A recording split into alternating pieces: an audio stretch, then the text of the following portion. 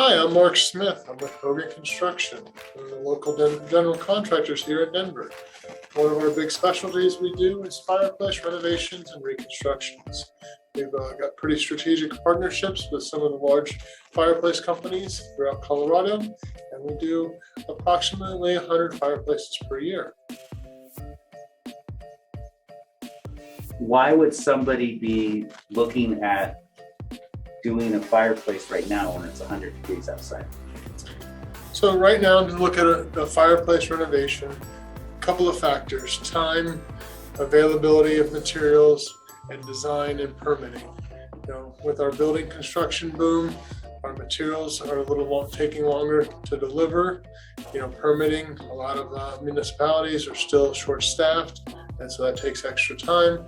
Plus, you get a lot of families that plan for holiday renovations, and you don't want to get caught up in the rush. And if there's any kind of delay, unforeseen condition, it could result in a delayed project and a missed timeline.